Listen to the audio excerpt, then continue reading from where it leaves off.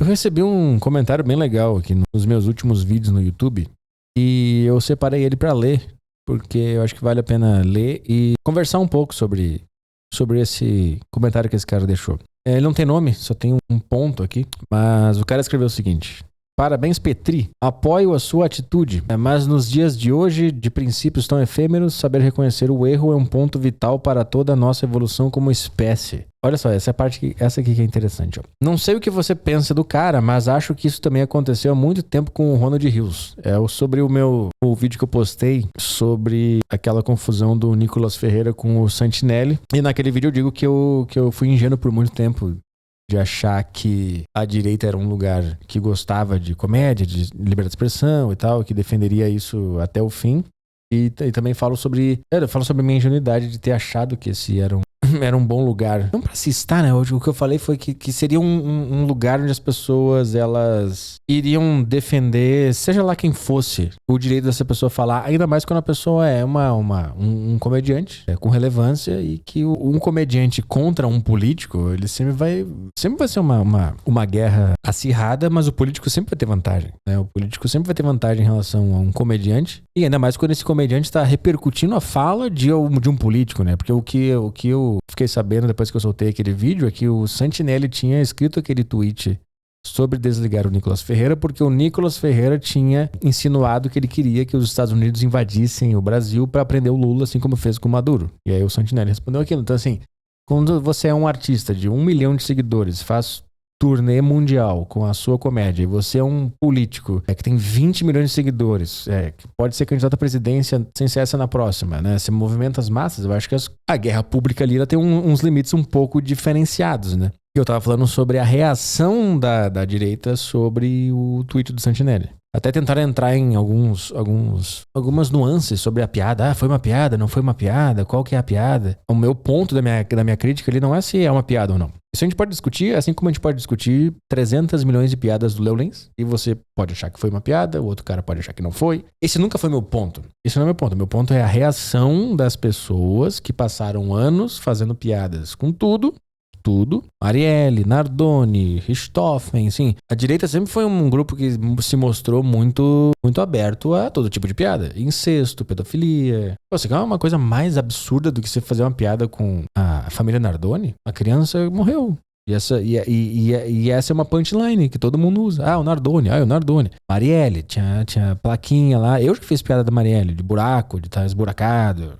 Então assim, esse grupo que sempre fez piada com tragédias, pô, Atiquis, Léo Lins já fez, eu já fiz, Nardoni, Richthofen, goleiro Bruno, qualquer assassinato, ONGs, aquelas coisas, a PAI, aquela coisa do SBT lá que tem o Teleton, pô, todo mundo faz, sabe? Esse tipo de piada. Aliás, esse grupo fez por muitos anos e apoiava, que legal, piada com a Nardoni, que legal, que bonito. E agora as coisas ficaram meio diferentes porque envolveu política e elas gostam do Nicolas e agora elas viram que elas não são tão a favor assim dessa liberdade e só esse é o meu ponto. E aí eu tava falando que essa mudança no clima social, né, da direita daqui a pouco virar esse... Pô, você teve o Trump mandando tirar um apresentador de talk show dos Estados Unidos, o Jimmy Kimmel. É claro que eles inventam, é porque ele saiu do ar porque ele é ruim. Não, o cara mexeu os pauzinhos lá nos órgãos governamentais pra tirar o cara do ar porque ele faz piada com o Trump. Pelo amor de Deus, cara. Mas aí, sim, o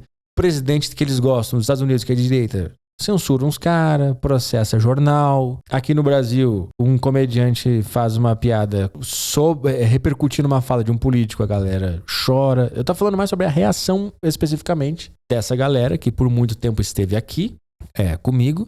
E eu sei que isso aconteceu. Eu sei que, na verdade, eu rejeitei essa ideia por muito tempo porque eu não conseguia acreditar que essa galera tava aqui. Mas eu sabia, eu achava que na verdade que era um efeito colateral de fazer o humor ácido e agressivo. Eu achava assim, óbvio que vai ter um pessoal que vai confundir as coisas e vai achar que aqui é o lugar delas, mas isso vai se limpando naturalmente. Mas tinha muita gente dividida, assim. Tinha alguns esquerdistas, alguns direitistas. Mas eu sei que tinha uma parcela mais gritante da minha audiência que era essa turma. E eles mudaram tanto que eles pararam de se identificar com o meu trabalho. E tudo bem. E eu achei muito legal o comentário desse cara aqui, que aí ele escreveu o seguinte: Contextualizei, né? Depois de 80 mil horas eu contextualizei por que esse cara deixou esse comentário, tá? Ele escreveu o seguinte: não sei o que você pensa do cara, mas acho que isso também aconteceu há muito tempo com o Ronald Hills. Acho que ele percebeu que o pessoal não gostava das piadas apenas como exercício de lógica, no sentido de ter premissa, misleading, callback, plot twist e outros termos técnicos. E sim, era apenas o pessoal que gostava de chamar homossexual de viado e de alguma forma usar isso para menosprezar as pessoas. Então, cara,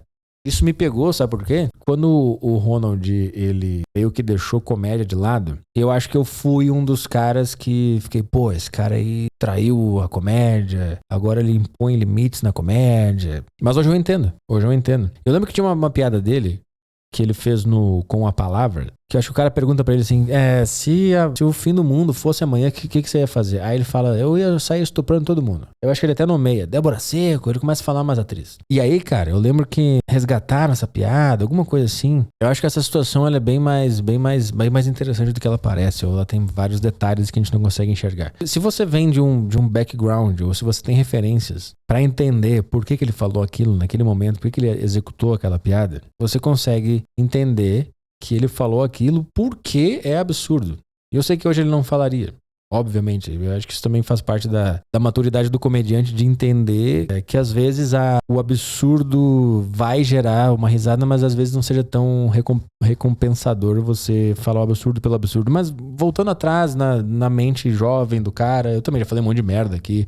Quando eu era mais jovem, talvez até bem piores do que essa. Se você tinha um conjunto de referências de comédia, você conseguia criar uma distância entre o que o cara tava falando e a realidade. Então, se você tem as referências certas e você vê o cara executando essa piada de estuprar todo mundo, você consegue ver, pô, o cara falou isso justamente porque não pode fazer, porque é um absurdo, porque isso é errado e é por isso que a gente tá rindo, porque não tem como fazer isso. E eu usei esse argumento por muito tempo, cara. Por muito tempo. Porque eu falava muita bosta e as pessoas reclamavam e eu pensava, mas cara, não é possível que você não percebe que isso aqui é meio que uma sátira de um mau comportamento. Eu não acho isso de verdade. Eu falei justamente porque eu quero brincar com o que não pode. E na época que eu vi o Ronald deixar de fazer essas piadas, eu me revoltei, mas hoje eu entendo porque eu também passei por isso. E de fato, não é todo mundo que entende essa distância. Tem gente que vê a piada de se o mundo acabasse amanhã, o que você ia fazer? Eu já estuprar todo mundo. Tem gente que vê isso e acha legal, não porque é errado, mas acha legal porque é legal, porque acha legal fazer esse tipo de coisa e estaria no Twitter hoje, ou está hoje no Twitter manipulando foto de meninas e fazendo elas participar de filme pornô com IA, por exemplo. Porque ele tem esse negócio na cabeça dele de invasão, de corromper a intimidade, de estuprar as pessoas. Talvez não na realidade, mas ele tem alguma coisa nisso. Ele tem alguma vibração nessa frequência. Então, quando ele vê alguém brincando com esse tema, ele conecta. E isso que é foda também da comédia. Porque quando você faz alguém rir de um absurdo, se você não tem a cabeça no lugar, você cria uma coisa muito ruim. Você cria uma coisa muito ruim. Porque você fazer as pessoas rirem é uma mágica. A pior coisa que tem é uma pessoa má e engraçada. Essa é a pior coisa que tem. Essas duas características criam um poder que é muito prejudicial. E eu tenho alguns exemplos disso também, cara. Posso te dar um exemplo? No Tarja, a gente tinha uma personagem que se chamava Carlinha do Leblon. Pra quem não conhece, é um programa de humor, de bancada. E a gente tinha a personagem Carlinha do Leblon, que era uma paródia de uma carioca racista. E ela era racista sem saber que ela era racista. Então ela repetia coisas que pra nós era racista, mas pra ela era normal. Tinha várias piadas que a gente fazia e a Carlinha do Leblon, ela era muito racista. Ela não percebia, todo mundo na bancada percebia, e a graça era essa personagem que era muito racista e não percebia que era. Essa era a graça. Só que a gente tava fazendo essa piada achando que todo mundo tava pegando o subtexto. Mas não. Tinha gente que gostava da Carlinha do Leblon porque ela era racista. E eu nunca vou esquecer, uma vez foi um cara no nosso show, o cara chegou pra nós e falou, pô, gosto muito do Tarja, gosto muito da Carlinha do Leblon porque eu me identifico com ela. E a gente se olhou, não, mano, não é pra você se identificar com ela, pra você não se identificar com ela, a gente tá expondo o quão patético é um racista, é isso que a gente tá fazendo. E eu lembro que aí nesse dia a gente se olhou, eu acho melhor a gente parar de fazer esse personagem, porque se ele pensa isso, quantas outras pessoas vão pegar esse personagem e vão erguer como uma ode ao racismo? E olha só que interessante, cara. Eu até tava vendo um vídeo do... Como é que é? O cara do YouTube aí, o Quadrinhos... Como é que é o nome do cara, meu? Pô, eu nunca sei o nome das coisas. Deixa eu procurar aqui. Rapidão. É o link? Quadrinhos na Sarjeta, isso. Quadrinhos na Sarjeta. E eu tava vendo ele falando sobre algo em relação a isso, e ele contou a história de um cartunista, se não me engano, um desenhista, que criou um personagem negro, e esse personagem negro era uma sátira ao que os racistas achavam de um negro. Eu não lembro se era um quadrinho, um filme, alguma coisa assim. Alguém no comentário pode me ajudar. E no início, quando ele, segundo o link... No início, quando a obra estava ali controlada pro nicho dele, todo mundo estava entendendo a crítica, estava tudo de boa. E quando esse negócio saiu da bolha, os racistas pegaram esse quadrinho, não entenderam que o alvo da crítica era eles mesmos e passaram a usar aquele personagem negro como uma obra para justificar o seu próprio racismo. Então eles passaram a usar aquele personagem como uma coisa pra apontar como os negros eram daquele jeito, entendeu? E aí, segundo o link, esse cara parou de fazer essa história desse personagem porque o negócio saiu do controle. Então assim, é até bom quando você começa a ler sobre outros artistas que trabalham com sátira, que trabalham com comédia, pra você ver que você não tá sozinho, né? Porque se você... Eu tinha muita sensação de, caralho, eu devo estar fazendo alguma coisa muito errada pra eu estar passando por isso. Mas não, é bom saber que isso acontece com várias pessoas que trabalham com isso. Então tinha essa personagem Carlinha do Leblon, que era uma racista, e ela não percebia que ela era. E a gente interagia com essa personagem, né, ao vivo ali no programa, e ela era muito engraçada, porque ela falava umas coisas muito absurdas, muito racistas.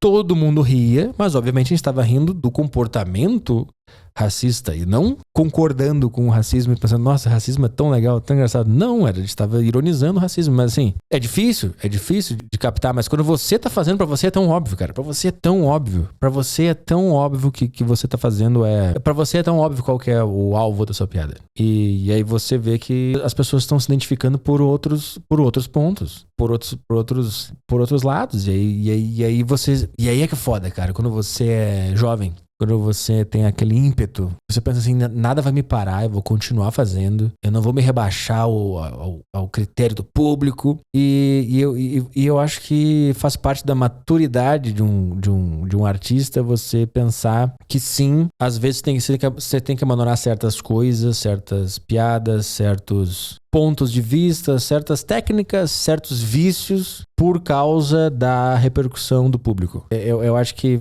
faz parte você sempre analisar que tipo de repercussão tá dando no mundo, o que você tá fazendo, e se você precisar abandonar certas ideias e certas convicções, eu acho que faz parte, porque a arte é uma coisa viva. Não é uma coisa estática que você achou o conjunto de regras que fazem sentido pra você e a partir de agora você vai criar só a partir desse conjunto de regras e não importa mais nada. E eu fui assim por muito tempo, cara, porque na minha cabeça era, não, ninguém vai me mudar, esses burros não vão ditar o que eu faço, o que eu não faço da minha carreira. Eu não vou melhorar ou alterar ou criar novas formas de me comunicar porque o público não entendeu. E claro, você tem sempre que equilibrar, né? Até que ponto a revolta popular é uma coisa positiva, assim. Se você faz uma obra ali que causa um rebuliço. Até que ponto esse rebuliço foi... Você aceita esse rebuliço, né? Até que ponto? Normalmente você aceita, né? Você pensa, faz parte. Esse rebuliço faz parte. Isso aqui é uma continuação da obra. Por exemplo, as últimas piadas que eu postei que deram polêmica, que as pessoas me cancelaram, me xingaram. Isso é parte da obra. Você está contribuindo para aquela obra ter vida. Só que às vezes você tem que pensar, pô, mas os caras estão gostando da piada porque ela se identificou com a personagem racista? Não, aí você muda. Eu acho. Hoje em dia eu acho isso. Eu acho que você tem que deixar mais óbvio pro cara que ele é o alvo da piada. Eu sei que você não tem controle sobre isso e uma mente doentia, ela sempre vai dar um jeito de corromper o que você faz numa boa ação, eu sei. E isso é uma outra coisa que esse público mais radical, agressivo, humor negro não percebe, é que eles mesmos destroem os seus próprios ídolos. Porque chega uma hora que a sua fanbase, ela é tão ruim, ela é tão doentia que você passa a ter vergonha dela. E às vezes não é nem que você não quer mais fazer aquela piada super ácida e agressiva que vai tocar num negócio super delicado. É que você tem vergonha de quem vai gostar e de quem vai te representar online. E aí você pensa, eu nem vou fazer essa piada. Então, às vezes, o próprio público não percebe que eles destroem os seus ídolos, envergonhando-o. Entende, cara? Então, eu acho que tem tanta coisa, assim, que hoje eu tô entendendo. E, na verdade, é uma coisa que você vai entendendo, assim, sempre. Você sempre tá sentindo, pelo menos na minha, né, na minha carreira, todos esses anos, eu sempre senti mas por que as pessoas gostam de mim? Elas estão assim na internet, elas escrevem isso, elas fazem aquilo. E eu acho que eu sei por que isso aconteceu. Eu acho que você que é artista, você que tem família, você que é empresário, que gosta do meu trabalho, você de mais longa data, eu acho que você relevou os meus erros de assertividade, de palavras, de comunicação, você relevou as minhas falhas na comunicação, assim, às vezes no ritmo da frase, às vezes na escolha de palavras eu tropeço e aí a minha frase que era pra ter um sentido X acaba tendo Y. Eu acho que a minha audiência, ela tinha boa parte dessas pessoas que entendiam quando que eu deslizei numa palavra, mas captaram a ideia por trás, e tinha gente que se identificava justamente pela vibe que a frase teve porque eu deslizei numa palavra, ou escolhi uma palavra errada, ou entreguei com uma energia errada. E o que esse cara escreveu aqui é muito bom, cara, porque o que eu falei no meu último vídeo foi exatamente isso. Eu percebi que a galera não gostava do processo de criação de uma ideia. Elas gostavam da ideia porque elas tinham aquela ideia. Então, quando o cara escreve assim, que ele acha que o Ronald percebeu que o público não gostava das piadas como um exercício de lógica, que esse termo é muito bom, exercício de lógica. Se isso, então aquilo, isso é basicamente uma piada, né? Se tal coisa é tal coisa, então aquela outra coisa é outra coisa. É meio que é o que tá por trás de toda piada, né? Meio que é um exercício de lógica que você espreme a lógica até não poder mais e você prova uma coisa que não é verdade. Então, sim, eu acho que ele percebeu, sim, e como eu percebi, que a galera não gosta das piadas como um exercício de lógica. Elas gostam porque aquilo lá representa ela. Sabe outro momento que me marcou também na minha carreira? Um dia a gente tava ao vivo no programa falando sobre sei lá o quê, e eu vi no chat que um cara tinha comentado assim: Andrew Tate, coraçãozinho. E o Andrew Tate é um retardado mental aí, né? Esses cara machão, red pill, masculinista, que fala um monte de coisa, foi preso, investigado, um monte de merda. Um retardado completo. Eu lembro que esse dia me marcou. Pensei, peraí, eu tô atraindo pessoas que gostam do Andrew Tate? Não, eu devo estar fazendo alguma coisa muito errada. E tem outra também, olha essa, eu acho essa interessante também, que eu acho que retrata bem isso aqui. Eu criei uma piada há um tempo atrás, que o segredo da vida era o JJJ. Era Jair, Jesus e Jiu-Jitsu. Não, era Jiu-Jitsu, calça jeans e Jair. Uma coisa assim, Jesus, Jiu-Jitsu. Era JJJ. Pra mim, a graça da piada é que musicalmente ela é interessante, porque ela... JJJ, o que é? Aí você fala 3 elementos, esses 3 elementos eles têm ligações entre si e, assim, por coincidência, eles são do mundo dessa galera da direita. E pra mim, essa era a graça dessa piada. Era a musicalidade por trás e as coincidências por trás do significado do JJJ. Só que a galera que gostou dessa piada... gostou porque ela representava uma ideia. Ela representava uma ideia de direita. Jair Bolsonaro, Jiu-Jitsu e Jesus. Eu acho que era um deles era calça jeans, porque era o que quebrava a lógica. Né? Eu acho que era Jair, Jesus e calça jeans. Alguma coisa assim. Tá, mas chega, já tá... Você já entendeu o ponto. Mas pra mim o ponto da piada, quando eu criei ela ao vivo, no improviso, eu achei ela tão engraçada porque as coisas coincidiram e a piada deu certo. Então pra mim era um exercício de imaginação e lógica que funcionou. E por isso que eu achei tão engraçado aquilo e repeti esse negócio por um bom tempo no meu programa. Só que pro público, não era isso que estava em jogo. Pro público era... Cara, achei um cara que brinca com o meu universo ou traz significado pro meu universo. E o que eu falei do como é perigoso você ser engraçado. Você dá uma sensação de coisa cool e sexy pra coisas que pro mundo daquela pessoa são coisas sérias. Então, assim, pro cara, isso é uma realidade. O cara é católico, Jesus, o cara vota no Bolsonaro e o cara luta jiu-jitsu. Ou ele quer lutar porque isso é uma coisa de macho. Pra ele aquilo ali é sério. Pra ele aquilo é uma realidade séria que faz parte da identidade dele. Só que ele não consegue deixar essa ideia engraçada. Ele não consegue fazer alguém sorrir com essa ideia. Puta, eu tô chegando no ponto. Ele não consegue transformar essa convicção de vida ou essa ideia que ele tem em algo que vai fazer as pessoas rirem. E rir é muito poderoso, cara.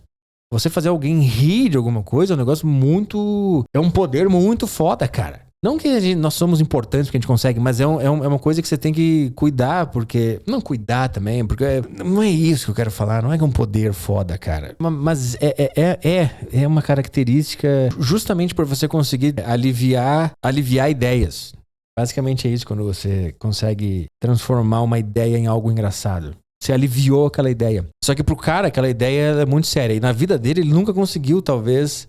fazer, por exemplo, uma menina rir. Ele nunca conseguiu transformar essa ideia numa ideia sexy, numa ideia maneira, numa ideia que faz alguém rir. Uma menina, talvez, ou um público rir. E quando você consegue transformar uma ideia que pro cara é a vida dele em uma coisa engraçada, ele vê esse lugar como um lugar que avalizou, existe essa palavra? Avalizou o modo de vida do cara. E é isso que eu percebi do público hoje, cara. E refletindo sobre tudo que eu fiz na minha carreira e por que isso acontece com comediantes. Isso não é uma coisa única também do Ronald, da minha vida. Todos passaram, todos falaram coisas, conectaram com pessoas estranhas, perceberam e, opa, melhor me comunicar melhor, porque não é isso que eu quero, assim. Todos os artistas já passaram por isso. E olha só, cara, pode ser ingenuidade minha, pode ser autismo que eu tenho, que eu só consigo ver as coisas logicamente, que pra mim, assim, é óbvio que o cara entendeu que a graça dessa frase é porque as letras coincidiram e coincidiu ser tudo do mundo desses caras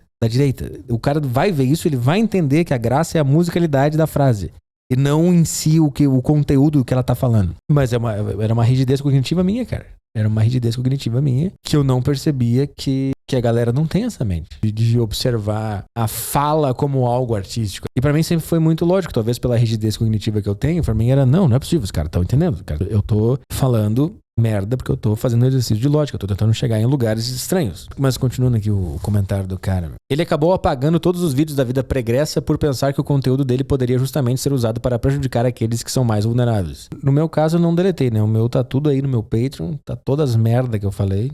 E eu tenho vergonha, muita vergonha. Eu tenho muita, às vezes eu clico lá pra ver o que eu tava falando e fico, meu Deus do céu, por que eu achei que isso ia ser engraçado, sabe? No dia do negócio da Botkiss, eu fui lá e fiz piada da Botkiss. No dia. Pra quê? Pra quê? Ah, olha, isso aqui é interessante, cara. Puta, isso aqui é interessante, cara. No começo eu não entendi, achei que ele tava se vendendo e queria apenas performar virtude, mas com o tempo eu passei a compreender ele cada vez mais e voltei a ser fã. Cara, pode dizer uma coisa, cara, tenho certeza que tem uma garotada aí que hoje me odeia, porque eu mudei certas coisas na minha comunicação, que daqui a alguns anos vai amadurecer, vai passar por coisas na vida, e vai olhar pra trás e vai pensar, tá, agora eu entendo. Não digo que você deve fazer o mesmo, mas mesmo assim já te considero um cara muito mais legal. Pô, obrigado. Cara, a única coisa que eu não faria, que o Ronald fez, foi se identificar como de esquerda. Eu nem sei como é que ele tá em relação a isso hoje, se ele se identifica ainda, mas eu lembro que teve uma época que ele se identificou. Eu não me identificaria porque escolhas pessoais, cara. Eu acho que quando as pessoas sabem e quando você também se impõe esse limite, você perde algumas coisas, cara. Você perde algumas possibilidades, você perde um campo criativo. Porque quando você pensar em alguma coisa, vai pensar, mas será que isso, a minha ideologia, o meu lado autoriza isso? E eu não quero ter isso. Então, a única coisa que eu não faria era aderir a um dos lados e me identificar como um dos lados. Eu vou perder um campo de ideias que eu não vou poder mais explorar, porque pra mim ideologia é tipo queimar uma parte do seu cérebro. Se você se identifica com algum dos lados e você afirma pra você mesmo, eu sou de esquerda, eu sou de direita, você pegou um pedaço do seu cérebro e você queimou ele. Você incendiou um pedaço do seu cérebro. Você desmatou, você tocou fogo na floresta e você não pode mais usar aquele campo pra plantar nada. Pra mim, tá? Pra mim, pode ser que pra você... Eu tenho um comediante que eu gosto que é o Mark Maron, ele se identifica como de esquerda e pra ele funciona. Pra mim não funcionaria, tá entendendo? Eu não consigo. Não tem como. Eu não consigo. Porque eu gosto de pensar em coisas que contradizem. Que se contradizem, que contradizem a lógica, o real, o certo. E se eu achar que algo é certo, ideologicamente falando, óbvio que na minha vida eu sei o que é certo e o que é errado, né? Em relação aos meus princípios pessoais, que você nunca vai ter contato, porque a minha vida pessoal, óbvio que eu sei o que é certo e o que é errado. Mas criativamente falando, na minha performance, na minha criação, eu acho que eu não posso ter isso dentro de mim. E eu também sei lá, eu não apagaria as coisas. Tá tudo aí, cara. Tá tudo no meu arquivo aí do meu Patreon, tá no Saco Cheio TV, tá tudo aí. Todas bosta, todos lixo aí. Me envergonho pra caralho de um monte de coisa. Às vezes eu escuto e fico, meu Deus, por que eu falei isso? Mas faz parte, cara, faz parte. Até porque eu não seria quem eu sou hoje sem isso. Não tem como. Eu não teria as habilidades de comunicação que eu tenho hoje se eu não tivesse feito isso, ouvido isso, pensado nisso visto a repercussão e me movimentado ao longo dos anos para tentar melhorar, sabe? Então, assim, os seus erros artísticos também são parte de quem você é hoje. É o que eu falei, cara, antes. O sucesso, e você não precisa entender essa palavra como grana, fama, status. Não. O sucesso é quando você domina alguma coisa, quando você faz alguma coisa por muito tempo e essa é a sua vida, sabe? O sucesso, ele é sustentado por milhares e dezenas de fracassos, cara. Tem como. Quanto mais sucesso uma pessoa tem, mais fracasso a pessoa tem. Você pega qualquer artista que você gosta aí. Qualquer artista. Essa pessoa vai ter 1 trilhão de histórias de fracasso. E são essas histórias que sustentam esse sucesso que você enxerga. E pra você é tudo. O que aparece pra você no YouTube, na televisão, na Netflix. Mas pro cara, ele lembra do show que ninguém foi. Ele lembra do show que vaiaram ele. Ele lembra da piada que não entrou. Ele lembra dos erros. Ele lembra das frases erradas. Ele lembra dos vídeos que não deram certo. Das ideias que foram mal executadas. Das vergonhas que ele passou. Das ideias que hoje ele pensa, meu Deus, por que eu executei desse jeito? Assim, mas são essas as características, são os elementos que fazem você tá onde você tá hoje, cara. Mas é isso, cara. Mas é isso. Eu acho que a coisa que mais assusta um artista que se preze é ver que tipo de gente tá gostando do seu trabalho. Eu acho que é isso. E se você vê que... Assim, pra mim sempre foi assim. Sempre que eu via que tinha muito doente mental me apoiando, porque eu falei tal coisa, eu ia lá e falava o contrário depois, porque eu queria mostrar pra essas pessoas, cara, esse lugar não é pra você. Não é, mas é um trabalho muito, muito difícil de você eliminar 100% dessas pessoas. Hoje eu acho que eu consegui. Hoje eu acho que nenhuma dessas pessoas me acompanham, porque elas vibram numa energia mais pesada, mais ruim, mais assim, sem qualidade, uma coisa meio tosca, assim. E tudo bem, cara, tudo bem. Posso dar um outro exemplo, cara? Outro exemplo que é muito marcante também. Nesse mesmo programa no Tarja, a gente foi cancelado pelo movimento trans em 2021, acho que foi. Porque aconteceu algo bem parecido, assim. A gente tava falando sobre o problema que era errar o pronome de uma mulher trans. Porque tava rolando uma discussão toda lá na época do Big Brother, que tava todo mundo errando o nome da mulher trans lá, e ela brigava com todo mundo, e tava essa discussão online. E aí no meio do programa, uma das participantes falou: pra resolver esse problema, vamos chamar de troço logo. E aí todo mundo começou a rir e a satirizar aquela sugestão. Então, imediatamente a gente começou a falar: vai dar super certo chamar de troço. Aí a gente começou a brincar sobre o absurdo que seria optar por essa opção. E pra mim era muito, muito óbvio, assim, que a gente tá rindo do quão errado seria fazer isso. Do quão errado seria aceitar isso como uma possibilidade. Eu não vou nem falar da repercussão pública, porque você tira ali de contexto, ninguém entende o que está acontecendo e tudo bem. Aí nos cancelaram, nos xingaram. O que me assustou foi que algumas pessoas, no meio da repercussão toda, comentaram assim: ué, mas é troço mesmo. Tá certo, tem que chamar de troço. E eu lembro que nesse dia, de novo, a gente se olhou e pensou: a gente tem que mudar alguma coisa aqui, porque eu não quero essas pessoas aqui perto da gente. Elas não entenderam nada. Entenderam nada do que a gente tá fazendo. A gente tá satirizando ela. Se ela acha que essa era uma boa alternativa a se tomar, ela é o alvo da nossa piada. A gente tá zoando ela. Mas não, é que você entra no negócio, cara. Você bate na tecla, você briga, fala: vocês não entenderam nada. Ou você dá um passo pra trás, deixa feder, deixa a história correr, você dá um passo pra trás e muda a direção e tenta se expressar de uma maneira melhor, porque e vai mudando, cara. E hoje às vezes eu penso em alguma coisa assim. Eu penso: se eu falar isso aqui, que público vai gostar? Que público vai achar maneiro? E aí eu penso assim, cara, ou essa frase que eu quero falar, ela tá muito bem construída e não vai dar margem nenhuma pra erro, ou eu não faço. E claro, às vezes você escorrega porque você tá no improviso, às vezes você acha que a frase já tá pronta e não tá, mas você adquire algumas camadas de experiência pra conseguir analisar melhor a construção de uma frase, principalmente quando ela é irônica ou satírica e quer dizer o contrário do que você tá falando, assim. Você tem que construir ela muito bem pra não deixar nenhum buraco. Essa é a coisa que mais me chama atenção hoje nesse trabalho, é a construção de frases que não deixem buracos. E é difícil pra caralho, cara. Eu não tinha essa noção, cara. Até pouco tempo eu não tinha. Eu falava qualquer merda. Eu sempre pensava assim: as pessoas vão entender. Elas vão entender a ideia. Elas vão entender. E aí quando elas não entendiam e me xingavam, eu ficava bravo. E chamava de burro. Você não entende porra nenhuma. Esse merda não entende comédia. Isso é a pior coisa que você pode fazer, cara. Meu Deus do céu, cara. Pra mim, hoje a situação é a seguinte. Eu falei uma frase, ela foi mal interpretada, estão me cancelando, eu dou um passo pra trás e vejo como que eu posso abordar essa situação de maneira cômica. E se eu não conseguir, eu não falo sobre o assunto. Claro, nunca vai ser 100% claro, pro público que você tá fazendo, né? Você não pode querer que seja uma unanimidade, obviamente. Eu acho que uma coisa que eu percebi é que você não vai ganhar as pessoas na base do convencimento, né? Então, se você fala uma coisa, você cria uma coisa e as pessoas se revoltam, ou gritam, ou te xingam, você não tem como você convencer a pessoa usando lógica de que ela deveria sim achar aquilo cômico, ou artístico ou uma piada. Você tem que seguir fazendo. Faz outra piada, faz a próxima, até a pessoa entender. Ah, tá, agora eu entendi esse cara. Isso é uma coisa que eu tinha, um vício que eu tinha, né? O cara não entendia a piada e eu ficava brabo e ficava tentando enfiar a goela abaixo do cara que era pra ele entender. Não vai entender, cara. Eu que tenho que fazer uma melhor amanhã, até o cara ver o meu conjunto e entender. Ah, agora eu entendi o que esse cara tá fazendo e agora aquela merda que ele falou não pesa tanto pra mim porque agora eu entendi. Essa é a vida, cara. Mas esse comentário me fez pensar bastante aí. Eu não sei quem você é.